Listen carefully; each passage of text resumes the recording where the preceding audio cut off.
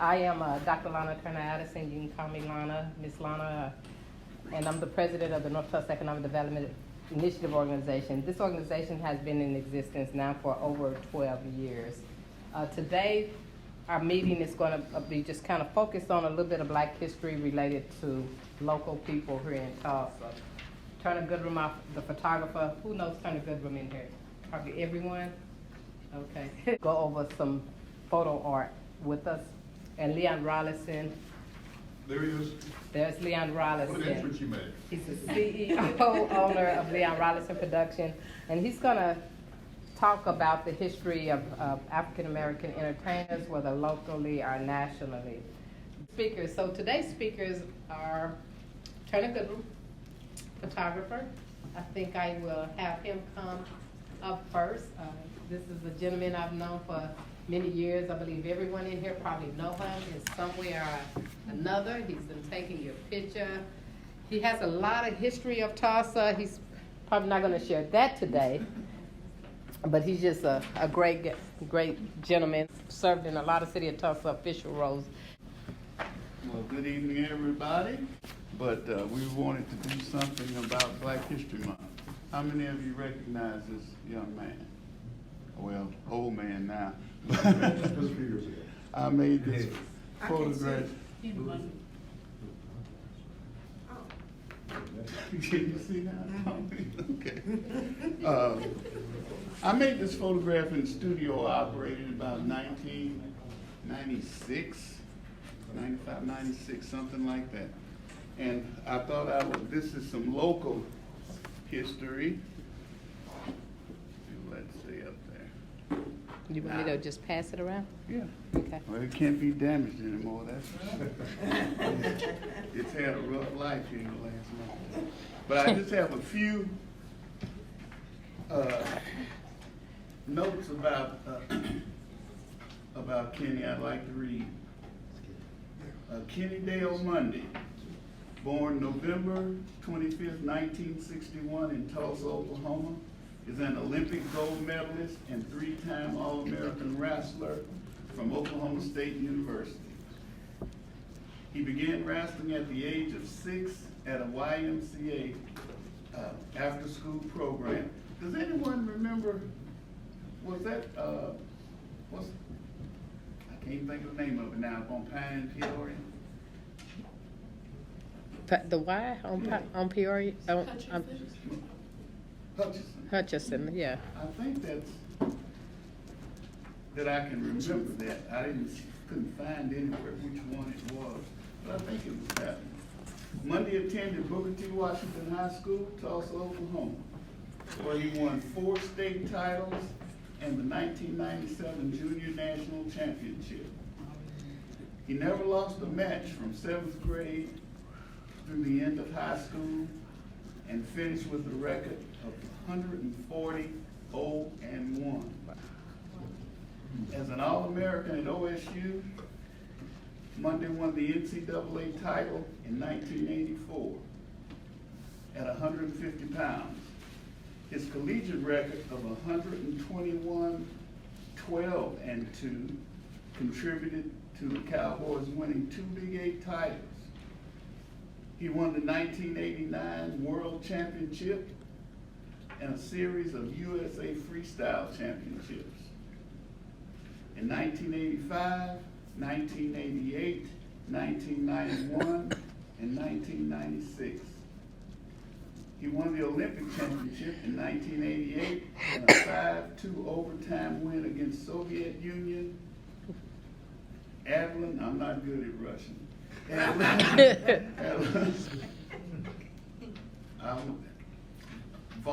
Varsary, something like that. Okay. But anyway, he was a Russian guy and we won. Mundy was a silver medalist in the 1992 Olympics and placed 6th in the 1996 Atlanta Summer Olympics. He is a member of the National Wrestling Hall of Fame. On March 28, 1997, Mundy competed in a mixed martial arts bout, defeating John Lewis by TKO in round 2 of Extreme Fighting 4. which was held in Des Moines, Iowa. So he was kind of versatile. He branched out from the wrestling into martial arts. I knew he had no idea to become what it's become today. Monday has also worked as a wrestling coach with the Black Zillions, a mixed martial arts camp based in Boca Raton, Florida. He is married to Sabrina Goodwin of the newspaper Goodwin, Oklahoma Eagle family. Sabrina Goodwin Monday. Nat, who is, by the way, the national sales director of Mary Kay Cosmetics. And I remember her as a young lady when she started, got that pink Cadillac. Got that pink Cadillac. And now she's running the whole show. And I digress. And they have three children. His son, Kennedy, currently wrestles for the University of North Carolina. Monday currently resides in North Carolina. So that's just a little brief about some local history. So, anybody have any questions about the art, related to the art and Kitty Bundy? Kitty Bundy is from where? Tulsa. He's from Tulsa, Yeah. so that's a local gentleman that, we often don't talk about or let people know about, who's done things all around the world and has been successful. His record alone is phenomenal. Mm-hmm. Turner, in your profession, I consider you Black History too. Yes. I've got certainties I am Black Okay. history. And it's not just because I'm old. No, but as far as in your profession, since you, some of the people that you, that you take Yeah, I have. that kind of surprised you or might be of interest to us? Snoop Dogg. See? No, it's almost too many. I've not to say how famous any of these people are or anything, or whether they're good, bad, or indifferent. But right here in Tulsa, I've had barbecue on Bill Cosby's jet at the airport. I've had lunch with the Temptations. Right here in Tulsa. All these people that came. I watched Maxine Horner get on Little Johnny Taylor about demanding his money up front at the Juneteenth. Just little stuff. I can't recall. I have to have a piece of paper right now. Well, you need to start writing. No. I mean, I've got it. Well, I'm just, But I don't write a book. I'm just saying, yes. Yeah, write a book. Tell us No, we got I was public. just saying, we can help you out with that. We got public, yeah. Well, we might. The stories of Turner. Stories of Turner. That's Jane Malone. See, you need to start writing now. I've got, I've had so many great experiences, especially with entertainers and stuff. I was the Greenwood Cultural Center photographer from its inception. From the very first day it opened, I was there. Well, I was there documenting the building of the building, and Maxine hired me for the opening reception, and I've been there ever since. And I've met a lot of famous people from the Stratfords who left town with the 21 Massacre to Taj Mahal, who I don't know whether you young folks even know who Taj Mahal is, but it's been a wonderful experience here in Tulsa. A lot of people. My wife always she would have never thought. She's from Boynton, Oklahoma, and I know nobody knows where Boynton is. That some of the people that we would come across right here in Tulsa. Those were some of the shots from Jane's dedication ceremony Saturday. And when you look at this shot, what's good to know on this shot, that's Joe Williams. He's a former city councilor. He's the one that went to the mayor and asked the mayor to name that center after Jane Malone. You put up the previous picture? That's Superintendent Dr. Giz, and that's Chief Franklin's wife. Oh, and that's you, Leon. Yeah. I thought that was Men in Black.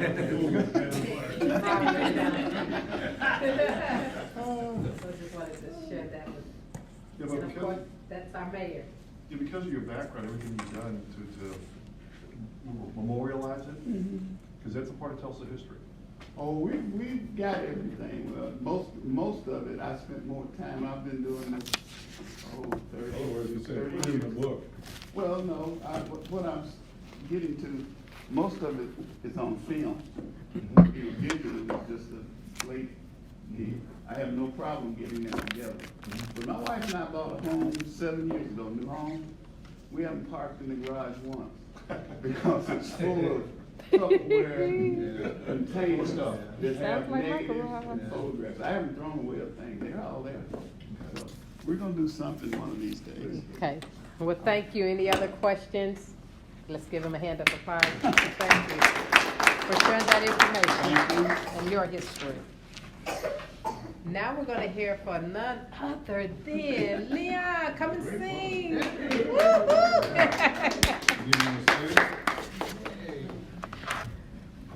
Okay, I'm gonna cover 3 areas. The first one, I had a conversation with 2 people. Oh, I love that sound. How do you follow an act like that? I mean, how do you do that? Right. That's the act.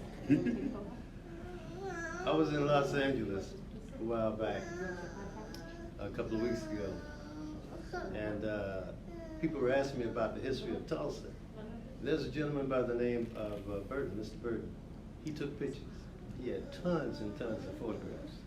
He was a photographer, one of them for North Tulsa, as well as Ellis Woods, as well as Charles, well, you won't know these names, but anyway,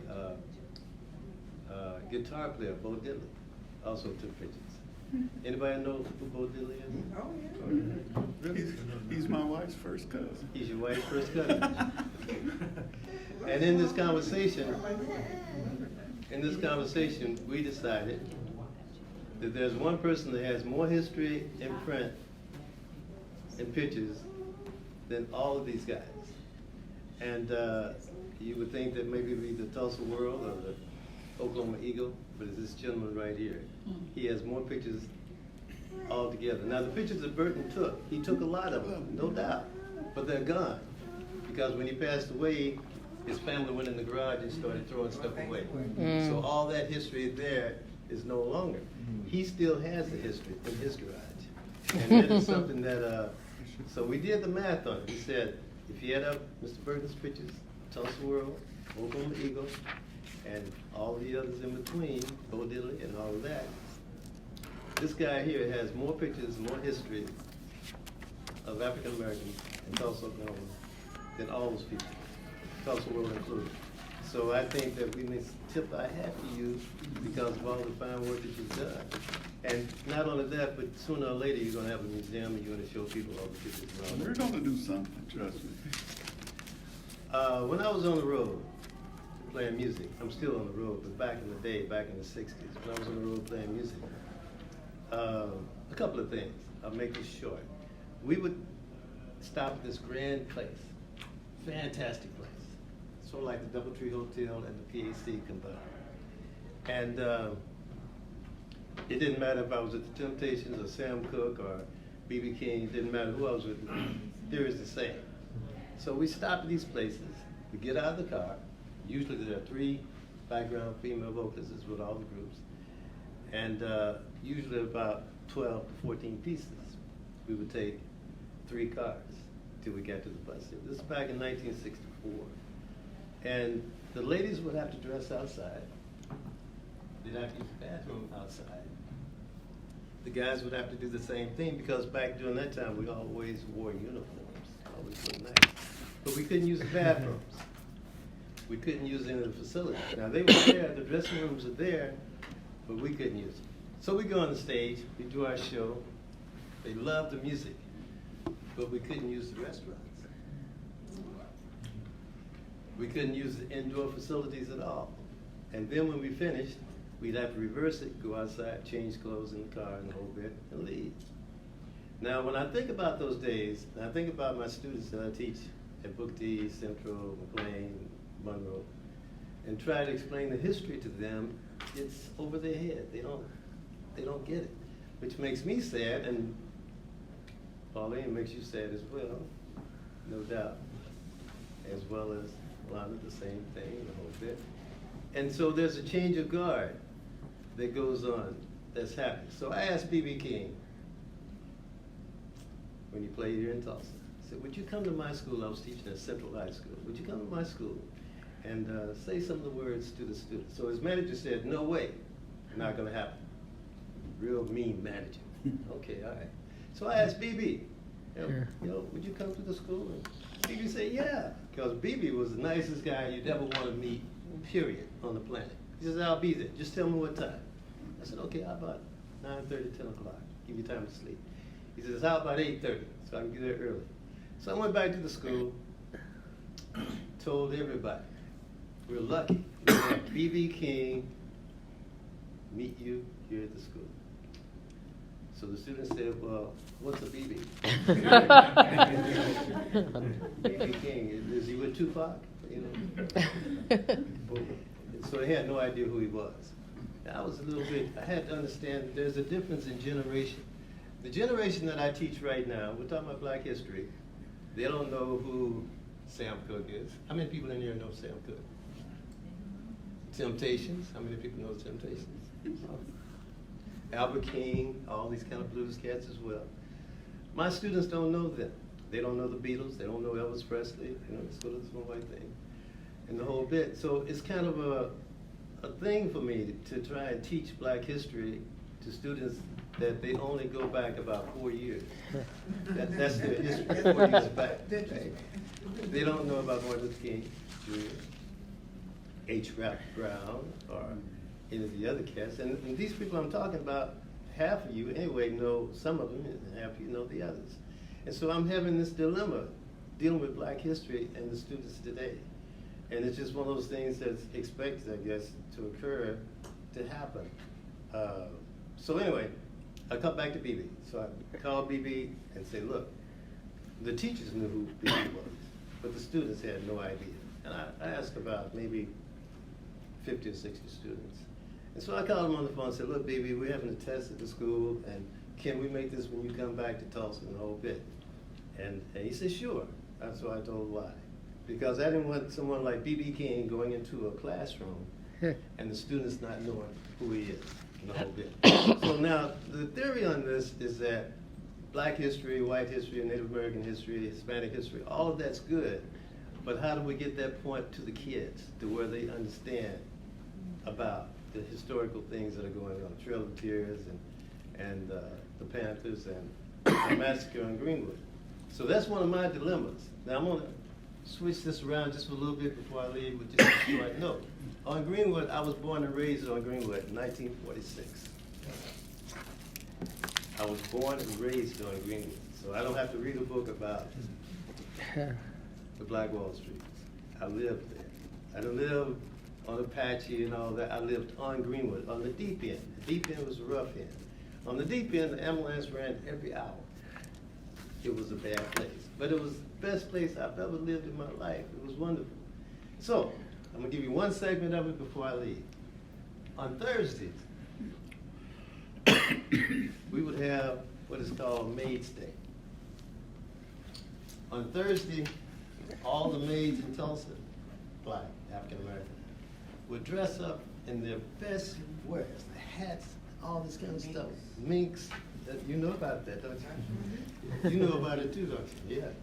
And they would walk up from Archer to the Brickyard Hill, and sometimes further, and turn around there at Brickyard Hill. You don't know what it is. Okay, where OSU Tulsa is. They would walk up there, and they'd turn around and come back, and they just walk up and down the street. Now Thursdays, see, all the maids were off that worked in Tulsa. Like on Thursdays, the doctors played golf. It was a day. Sundays, people go to church. Okay. And they would just do this, and they looked so wonderful. The guys would have their hats on and have the best suit and everything. So it was like a parade, but it was also a parade of pride, because everyone that I remember on the Maids Day off, that's what we called it, was very proud about Greenwood and all the action on Greenwood. We had, let's just take a poll here. How many people think how many movie theaters we had in North Tulsa, on Greenwood, or around the area, or North Tulsa period? Take a guess. 2. Wrong. Wrong. You say 5? Wrong. One. Wrong. One more guess. 10. 3. A little bit too high. We had 9. 9 movie theaters, 3 bowling alleys, 16 nightclubs, 27 churches. Up and down Greenwood. Greenwood was the most awesome place you'd ever want to see, period. We'd have shootings and stabbings and all that, but we'd have preachers and the whole bit to make up for it in the whole 9 yards. So my Black history is to say that it makes it good to my heart to know where I come from and what's going on. It makes it sad to my heart that the new generation does not understand, nor do they wish to understand Black history. Now, if there's some kind of way we can make that happen, or you can tell me how I can make that happen, I would appreciate it. I've put it on television. I've been on television doing the Black history. I've been on Channel 2, 6, 8, 23 with Black history, and the radio. But how do I get it across to the younger generation? The older generation's cool with it, no matter the color, no matter the race. So if you can ever come up with an idea how I can convince our younger generation about what's going on, I would appreciate it. Now that's my walk through history for you, and I thank you very much for listening.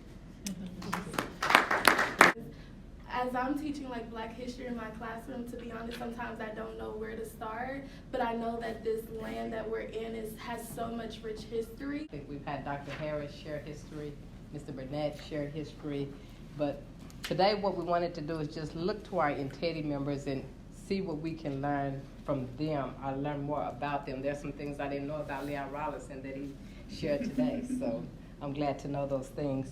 I'm probably gonna call on him to speak more. Many of us have some history that we could share. If you wanna know of some of the things we've done, or what our mission is, Rebuilding North Tulsa, one project at a time, then you can go out and view our website. And we'd love for you to become and join us and become a part of us. Like, you don't have to join to attend the meeting.